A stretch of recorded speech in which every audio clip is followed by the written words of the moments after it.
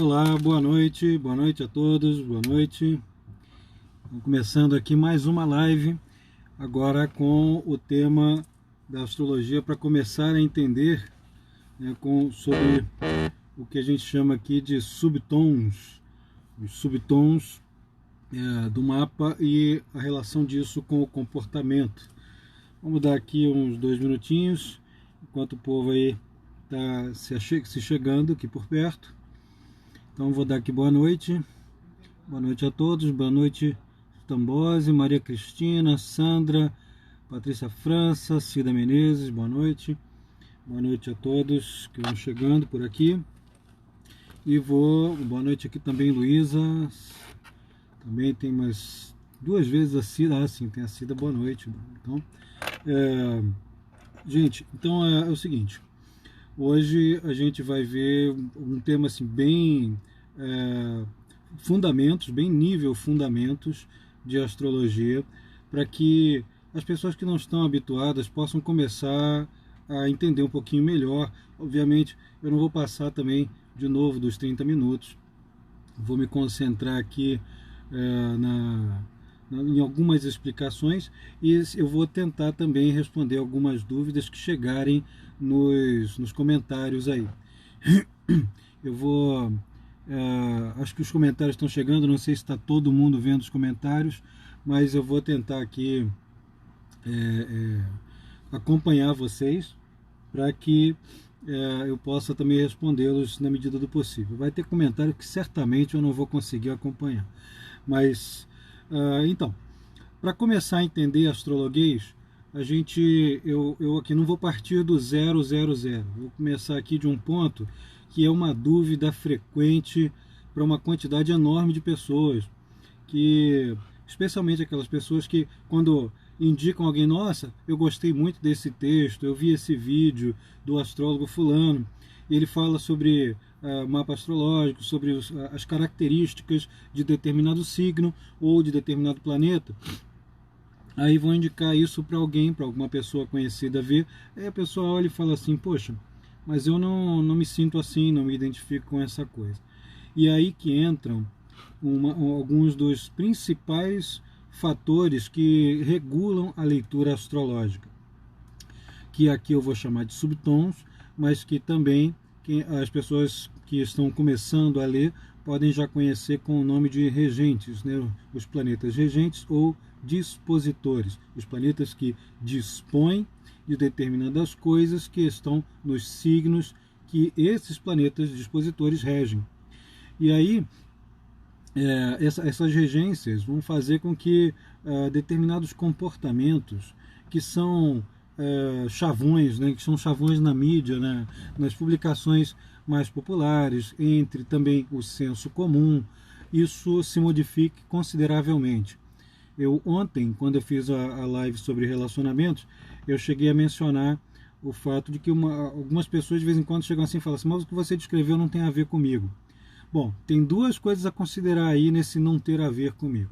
A primeira é que às vezes a pessoa quer que você descreva tudo dela de maneira absolutamente literal, como aquela história, vou fazer aqui uma caricatura de situações até que bem próximas, né? Tipo, o sujeito vai fazer uma previsão, aí eu falo assim, olha, no dia 25 de outubro, às 15 horas e 43 minutos, você vai entrar na rua fulano de tal, vai meter o pé num bueiro, vai quebrar o pé no dedão direito, um guarda chamado Jorge, que usa um bigode, vai chegar e vai te socorrer, vai levar na ambulância, placa, número tal, tal, tal. A gente não tem como fazer isso, gente. Não tem como chegar nesse grau de precisão absoluta. A gente é astrólogo, não tem bola de cristal. Se bem que existem recursos divinatórios que usam cristais e tudo mais. Quando a gente diz que não tem bola de cristal, é que o nível de precisão ele se submete a uma gramática, né? uma capacidade que a gente desenvolve junto com uma metodologia que é muitíssimo parecida com a leitura de um texto. Então, quando a gente está aprendendo a ler o astrologuês, a gente tem que aprender a ler o que são os signos, o que eles simbolizam, que campos das realidades com as quais a gente lida que campos em que ele atua, que ele se manifesta, aos quais ele corresponde. Quando a gente fala de planetas, a mesma coisa. Você vai juntar signos com planetas, com casas astrológicas, que têm analogias com signos, mas não são a mesma coisa que signos. Então, você tem signo, planeta, casa astrológica, os aspectos que os planetas fazem entre si. Então, você só aí já tem signo, planeta, casa, aspectos, os movimentos planetários. Tá? Vocês têm ciclos diferentes, as posições diferentes, nuances, e ainda tem uma coisa absolutamente fundamental: o contexto. Não há como fazer uma leitura idêntica para duas pessoas, mesmo quando elas estão absolutamente, com um mapa absolutamente igual, tendo nascido na mesma cidade, na mesma hora, no mesmo dia, na mesma região. Não importa. Se as pessoas são diferentes, elas vão criar contextos diferentes. E aí a aplicação de um símbolo astrológico vai se dar de acordo com este contexto. Vai se dar, por exemplo, uma pessoa que tenha nascido numa família bem abastada e que tenha nascido na mesma hora que uma pessoa que tenha nascido nasceu numa condição mais precária, com bastante dificuldade. As duas vão seguir trajetórias que são análogas, não são idênticas, têm identidade, mas não são idênticas. Então, essa daqui vai estudar direito, essa daqui também vai estudar direito.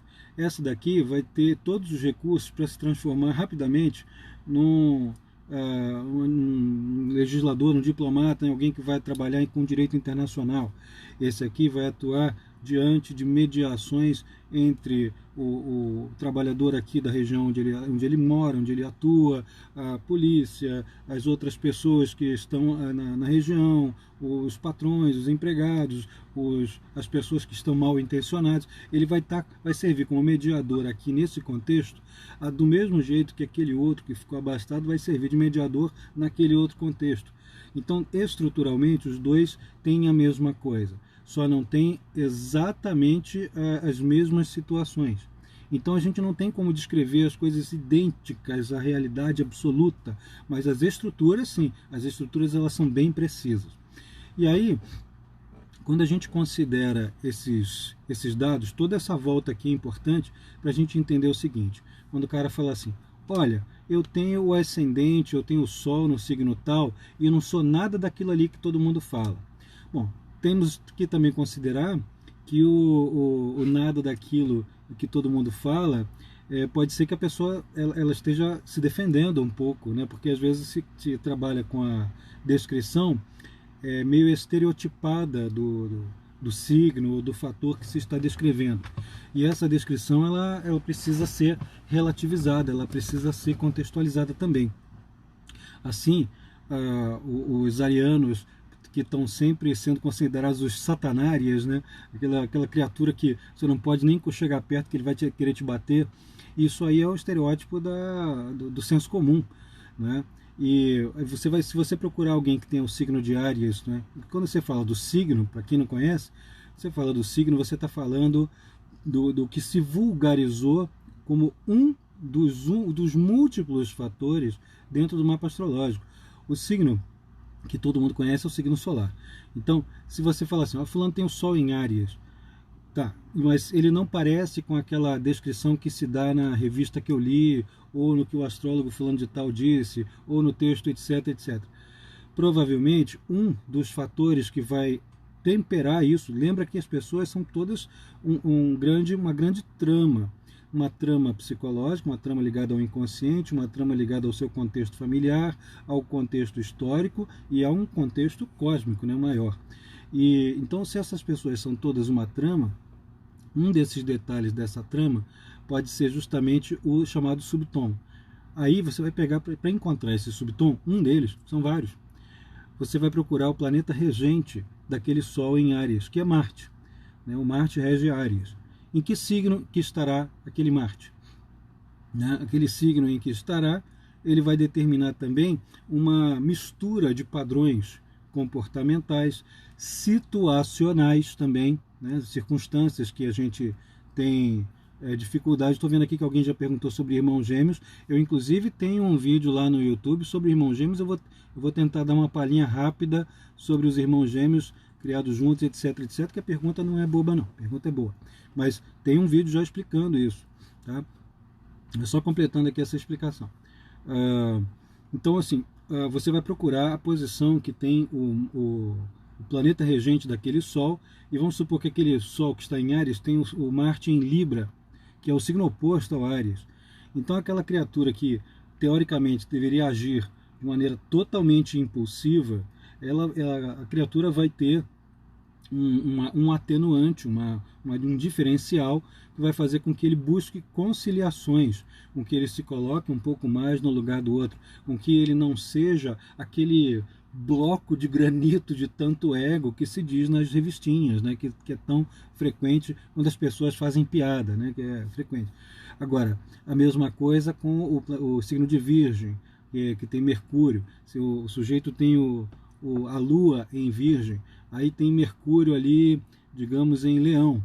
Aí o Mercúrio que rege a Lua é um fator tão poderoso, Sol, Lua e Ascendente são fatores tão poderosos quanto um ao outro, tá? Com muito pouca variação, só mostra diferença de função para cada coisa, mas a potência dos três, a visibilidade imediata que os três têm, mesmo na hora que você conhece pessoas, a pessoa já está manifestando aquelas características, já está expressando aquelas três características logo de cara. E então, se a pessoa tem o Sol, ou a Lua, ou o Ascendente em Virgem, se o Mercúrio estiver ali em Leão, aquela tendência super detalhista, analítica, crítica pra caramba, preocupada em achar o pelo em ovo, vai ter um tempero até numa forma muito mais dramática, muito mais direta, muito mais, assim, teatral de falar, de fazer as coisas, né? E talvez não tenha uma atenção tão intensa ao detalhe quanto alguém que tivesse também o Mercúrio em Virgem. E é assim que a coisa vai funcionar nesse sentido, nas combinações. Nesse caso, no primeiro caso ali do Áries com o Marte em Libra, o Libra é um subtom daquele Sol em Áries, porque o regente do Sol está ali. No caso da Lua em Virgem com o Mercúrio em Leão, o signo de Leão, está como um subtom daquela Lua em Virgem, daquele tom em Virgem. Então, entendamos assim, o Sol, a Lua e o Ascendente podem ser, ou também umas ênfases, né? Muitos planetas num signo só, também uma configuração cheia de planetas chamada stellium, né? A gente tem uma ênfase muito grande, um comportamento muito voltado para aquelas características do signo, mas aquilo ali é uma ênfase. Então, quando há essas características, assim, muitos planetas, ou o Sol, ou a Lua, ou o Ascendente em determinado ponto, a gente pode entender isso como o tom principal de uma orquestra, como se fosse o violino tocando, né, que está falando alto, que está usando o megafone para se expressar. Só que dentro da orquestra, a gente tem uma quantidade enorme de instrumentos tocando. E é basicamente assim que o mapa astrológico funciona. Uma coisa é você fazer um solo de violino e só ter o som do violino, que já é bonito, é maravilhoso, mas quando você tem o solo do violino, tem todo o acompanhamento da orquestra, você tem, a coisa corporifica, né? Ela ganha peso, ela ganha tonalidade, ela ganha, assim, significado, forma. E aí é mais ou menos assim que a gente funciona em termos psíquicos, em termos situacionais também. O teu mapa astrológico ele é como se fosse uma grande sinfonia, em que vários instrumentos estão tocando. O subtom seria aquele tom que está logo atrás do tom principal, que seria esses exemplos que eu dei, Sol, Lua, ou Ascendente, ou aquele monte de planetas num lugar só. Então você tendo um subtom num outro ponto, você está fazendo como se fosse o Chitãozinho e o Chororó, né? Você tem um que tem a voz mais aguda, que sobressai mais, e tem o outro que tem a voz que está colocando uma oitava abaixo, mais grave, mas que dá aquela sensação, né, acústica muito interessante das cantigas de viola e das músicas sertanejas, né? Essa característica que a gente faz, que é meio um canto a capela, né? E uma coisa interessante é que esses subtons às vezes não são percebidos de imediato pelo indivíduo, né? A pessoa pergunta aqui se pode ter subtom relativo a planetas também. O planeta ele rege determinados signos. Então eu estou chamando aqui de subtom o signo, né, que é regido, ou o signo em que se encontra um planeta que rege os tons principais. Tá? Então, assim, a pessoa tem o Sol, bota aí o Sol em Aquário, mas aí você vai ter, falando em astrologia moderna, né, depois eu faço aqui um paralelo com a tradicional, mas se você tem o Sol em Aquário, e aí tem o Urano em Sagitário, né? O Sol em Aquário, ele costuma ser muito racional e um pouquinho mais frio, né? Um pouquinho mais, ele não vai seguir a manada com tanta facilidade, ele vai ter um quê mais questionador, ele vai olhar para as desigualdades meio que isso aqui não precisava ser assim, né? Mas aquele subtom Sagitário, ele vai ter um clamor muito forte por participação nos grandes cerimoniais do mundo. Então, assim, ele tem uma briga interna entre aquele desejo enorme de participação, de estar naquela coisa legal pra caramba que está acontecendo não sei onde, e eu tenho que estar lá para participar. Aquilo ali é o Sagitário falando, é o subtom de Sagitário perpassando os poros da racionalidade e da consciência daquele Sol em Aquário, que, por outro lado, vai começar a fazer uma resistência contra si próprio, como, mas eu não posso elitizar, eu não posso tentar me diferenciar, eu não sou melhor que ninguém. Fica um querendo brigar com o outro ali, né? Uma questão interna muito forte. Sempre há é como se você tivesse, sabe aquelas figuras do desenho animado do Pateta, que tem o Patetinha aqui, anjinho, o Patetinha aqui, diabinho, né? E aí ficam conversando com o Pateta, e cada um tem uma voz para um lado. No mapa astrológico é como se você tivesse aí uns 15, 20 patetas, ou uns 15, 20 Pato Donalds falando assim em volta para deixar você ter a sua consciência, né, a sua consciência, o self, a consciência interna, o centro de consciência, ter que decidir, né, ter que afirmar, olha, não, é assim que eu quero, a minha vontade é essa, né? E isso é um processo que a gente leva alguns anos, né, às vezes a vida inteira, para desenvolver. E esses subtons, os tons e os subtons, os múltiplos fatores vão indicar a coisa dessa maneira. Outra coisa que também vai ou atenuar, né, ou suprimir determinadas características, ou acentuá-las, estimulá-las, é a posição dos planetas por casas. Então, se você tem, por exemplo, um planeta que a pessoa fala assim, não, eu tenho o ascendente em peixes, então eu sou uma pessoa extremamente sensível, mas aí tem o Marte ali na casa 1, né? Eu sou uma pessoa extremamente sensível, sai daqui, pô! Né? Ela reage, ela continua sendo sensível, mas aí a gente vai acrescentar um dado. A questão é que em astrologuês quase nada se elimina, tudo se acrescenta, praticamente tudo se acrescenta. Então não é assim, eu sou uma pessoa, eu sou escorpião. Às vezes tem pessoas que têm preconceito contra os escorpianos, né? Aí dizem assim, eu sou escorpiano, mas eu tenho o Sol na casa 7, então eu sou uma pessoa boazinha, né? Como se ter o Sol na casa 7 vai deixar a pessoa boazinha automaticamente e vai eliminar tudo que o escorpião tem de ruim e de bom, que tem muita coisa boa que as pessoas às vezes no senso comum não percebem, mas tem muita coisa boa mesmo. Então você vai colocar o Sol na casa 7, o que você vai fazer é acrescentar aquela tonalidade passional, né, intensa pra caramba, tudo totalmente entregue do escorpião, a necessidade de mediar, a necessidade de estar em partilha, o desejo de atenuar conflitos e de ser conciliador, como a 7ª casa reza. Então as casas alteram isso. Uma pessoa extremamente tímida, como um canceriano, que fica muito quieto, muito fechado, tem o Sol ali, ou um bando de planetas dentro da 5ª casa. Então ela é tremendamente tímida no natural dela, né? Mas aí nas circunstâncias sociais é ela quem sobressai mais, é ela quem vai centralizar tudo. A 5ª casa é uma casa que tem analogia com o signo de Leão. Então ela vai ganhar aquele foco, ela vai ganhar os holofotes, quer ela queira, quer não. É aquela criatura que quando chega na escola, quando chega na sala de aula, ela senta lá no cantinho da sala para ninguém incomodar, para ninguém ver, para ser a criatura mais invisível da face da Terra. E a primeira coisa que o professor faz quando chega na sala de aula, você, por favor, vem aqui no quadro para resolver esse probleminha aqui. Não adianta, a pessoa acaba ganhando as atenções. E Vou tentar aqui responder rapidamente uma questão que falaram aí sobre os gêmeos, né?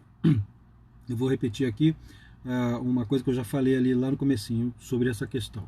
E as pessoas gêmeas que nasceram na mesma cidade, foram criadas pela mesma família e tudo mais. Olha, há uma tendência, inclusive há estudos sobre isso, é que os gêmeos eles não têm comportamentos idênticos, mas com eles acontecem coisas nas mesmas épocas, ainda que com o curioso, é um fenômeno curioso, por exemplo, enquanto que um irmão gêmeo, que nessas condições aí inclusive, enquanto que um irmão gêmeo de 1 minuto só de diferença está casando com alguém, esse outro aqui está terminando um namoro. Um está casando, outro está terminando um namoro. Alguém pode dizer assim, mas são situações completamente diferentes. Nada disso. Ambas as situações têm uma relação direta com o planeta Vênus, com a 7ª casa e com todos os fatores que regem os assuntos, os pontos que falam de casamento dentro do mapa. Então, se um está casando, outro está separando, cada um está reagindo e está experimentando à sua maneira a situação, relacionamentos, pactos, contratos e criação de afinidades. Aquele que está casando pode estar tendo uma crise ali, abandonando um afeto anterior. Aquele que está terminando, ele está ganhando um pouco mais de individualidade, mas ambos estão tendo uma questão voltada para os relacionamentos. E é muito comum também que gêmeos, pessoas gêmeas, não gêmeos signo, pessoas gêmeas tenham uma forma compensadora de lidar com a sua semelhança, não apenas física, mas a semelhança de condições que vai vivenciar. Então, alguns, especialmente quando são dois, né? Quando são dois gêmeos, um desenvolve um comportamento um pouco mais extrovertido, mais yang, e vai responder, curiosamente, aos planetas no mapa que mais têm características masculinas, yang, né? Ígneas e aéreas, né? Que são de signos de fogo e de signo de ar. E o outro vai fazer o contrário, vai mexer muito mais com o seu aspecto yin, né, que vai mexer com os planetas que têm características de água e de terra, que são características mais femininas. Isso não vai mexer com a sexualidade dessas pessoas, o que vai mexer é com o modo de reagir e de se expressar no mundo. Isso eu estou dando uma explicação muito rapidinha. Eu vou então tornar a recomendar o tal vídeo ao qual me referi lá no YouTube, no canal Carlos Holanda Astrologia, lá no YouTube, tem um vídeo exclusivo só para isso, só para falar de pessoas gêmeas. A pessoa pergunta aqui qual é a casa que fala de salário. A casa, vou amplificar um pouco aqui a sua questão, o Alan. A casa que fala do modo como a gente adquire nossos recursos é a 2ª casa do mapa, tá? A casa 2.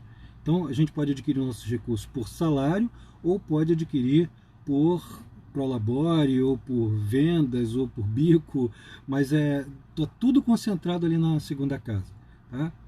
E o salário, assim, a casa 11 também está relacionado. O Marcos Astrologia que está respondendo também uma coisa coerente. O salário está ligado à casa 11 também porque é o dinheiro do patrão que está na casa 10. Né? Então, ele está lhe passando ali o salário. Mas o modo de você adquirir recursos está na casa 2, tá? Como é que eu sinto as cúspides? Pergunta aqui a arquitetura de vidas. Então, como é que você sente as cúspides? Pelas circunstâncias que você... deixa eu só explicar para o pessoal o que ela está perguntando aqui. O que são cúspides? Cúspide é a linha divisória de uma casa astrológica. É o início dessa casa astrológica. O termo cúspide significa ponta. É o início, é aquela fronteira que divide uma casa para outra. Então, a cúspide, ela é sentida, né, o nome é horrível, né, mas ela é sentida como aquilo que ela vai tocar. Então, ela toca um signo, você vai viver determinadas experiências concretas, é uma coisa palpável, tá? É como você pegar na experiência e você vai viver. Como é que você vive aquelas experiências concretas vai ser determinado pelo signo que está ali ou pelos planetas que tocam aquela cúspide, e sempre de uma maneira muito intensa, né? A cúspide é o início de uma casa, ela não é só o campo da casa astrológica toda. Aquilo que está tocando na cúspide tem uma intensidade muito maior.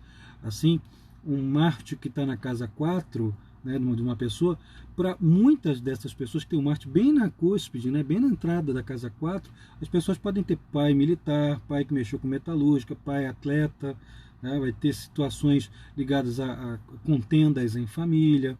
Então o que eu acabei de fazer aqui foram 4 faixas de um leque ainda maior de possibilidades, mas são faixas bastante frequentes de experiências.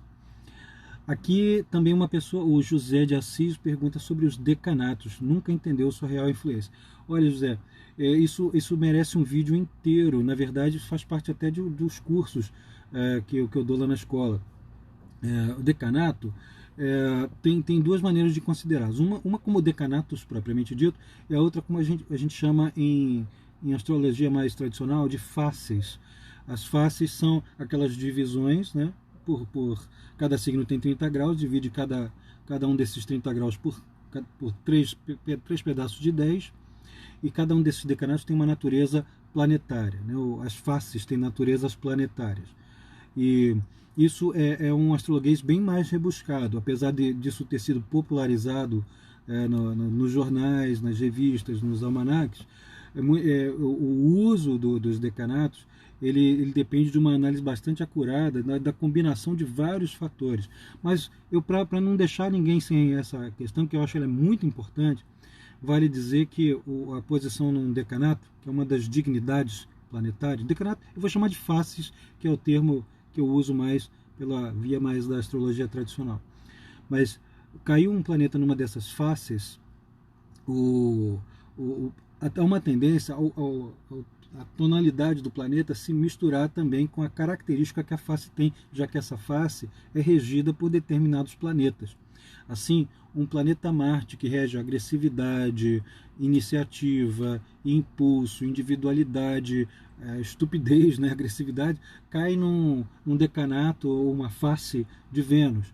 Essa pessoa ela não pode ter aquele Marte tão grotesco. Ela tem que ter algum refinamento ali. Ela tem que transformar aquela energia toda em algo produtivo e ao mesmo tempo algo que seja agradável. Pode ser bastante sedutor, inclusive. Pode mexer com artes, tá? Aqui já o pessoal já está fazendo perguntas aqui um pouquinho mais avançadas, né? Mas assim, tem alguém que pergunta se eu uso plácidos ou signos inteiros. Eu uso o sistema de casas de regiomontanos. É muito frequente quem usa astrologia horária usar regiomontanos. É meio que um vício, um vício que na verdade é uma virtude, né? E o William Lilly, que era um dos bambambãs da astrologia horária desde o século XVII, ele usava também regiomontanos. Ou eu uso o regiomontanos ou casas iguais, né, com signos inteiros, não signos inteiros, casas iguais de 30 graus, né, a partir do ascendente. Aqui, olha, signos interceptados, signos e casas interceptadas. Casa interceptada é uma coisa assim que é outra história. Signo interceptado é o signo que é engolido pelo tamanho de uma casa, dependendo da distância que ele tem em relação ao Equador. Quanto mais distante nós estivermos do Equador no momento do nascimento, maiores são as chances da gente ter uma interceptação de um signo, porque as casas, de acordo com o sistema que está sendo usado, se não for o sistema de casas iguais, em determinadas latitudes, as casas vão abrindo, ficando desse tamanho, e tem outras que vão ficar pequititinhas. Então essas que abrem, às vezes engolem 1, 2, até 3 signos inteiros. Tá? Mas isso é um assunto para outro vídeo. Aí a gente está falando de coisas assim bem mais básicas aqui agora, bem mais fundamentos. Tá? E principalmente para entender como e por que determinados comportamentos não são ipsis literis aquilo que se descreve. Tá? Então, que mais aqui? Já tem gente aqui perguntando coisas assim realmente bem avançadas, né? Estão falando sobre a grande conjunção de Saturno, Júpiter e Plutão, tocando o nó do sul em Capricórnio. Nossa, Cida, isso aí eu vou deixar para outro vídeo, até porque tem muito vídeo bem mais denso, né, com esses assuntos mais rebuscados, lá no canal do YouTube, né, que já tem uma quantidade enorme. Aliás, essa resposta aqui que eu dei muito pequenininha, muito sucinta aqui sobre os signos interceptados, também tem um vídeo lá só sobre signos interceptados e dando meio que uma aulinha, né? Tem mais de 10 minutos esse vídeo, se não me engano. Tá? Gente, estamos aqui chegando aos 30 minutos. Eu vou ver aqui se tem alguma outra questão que eu possa responder. Não tem, tá? Não tem mais nenhuma outra questão. Eu acho que com isso eu posso ter dado uma ajudinha para que vocês possam, para quem está começando agora, começando a ter o primeiro contato agora, possa ter um breve entendimento, né? Obviamente não tem a pretensão de esclarecer tudo em 30 minutos. Olha, eu estou estudando astrologia desde 1988, antes disso, né? Eu estudava antes disso, estou praticando desde 88. E até hoje estou estudante, não paro de estudar nunca. Você imagina como é que em 30 minutos a gente vai responder tudo, né? Não tem como a gente dar um esclarecimento total. A Dani Franco pergunta se considera o mapa natal todo kármico. O que você acha? Olha, isso também é uma coisa bacana para outro vídeo. Todo mapa pode ser kármico, todo mapa, mas isso é uma questão de ajuste do seu dial, da sua lente que você vai usar, né? A Beth ainda pergunta, é a questão de astrologia clássica e moderna que ia falar. Na verdade, Beth, eu já falei, eu falei aqui de maneira velada, eu só não falei sobre a regência do aquário por Saturno, né? Eu ia falar sobre isso, mas não deu tempo. Temos muitas questões aqui que também eu posso remeter, aí, se o pessoal tiver à disposição, nos vídeos do YouTube tem um material sobre Urano retrógrado, é um vídeo novíssimo, em que eu dou uma explicação breve e ainda remeto a outro vídeo falando sobre a questão das regências de Saturno e de Urano em Aquário, né? Gente, é isso aí, eu vou encerrar aqui a nossa conversa e daqui é morro acima, né? Eu vou depois também tentar convidar algumas pessoas. E eu espero que vocês tenham gostado, espero que tenha dado alguns esclarecimentos. E quem já conhece a astrologia, de repente pode pegar aqui de emprestado, né? Faz o roubatilha, né? Pega aí alguns termos, passa para quem está com algumas dúvidas, isso pode ajudar. É isso, grande abraço, gente. A gente se encontra aí na próxima live. Espero que acompanhado. Beijo!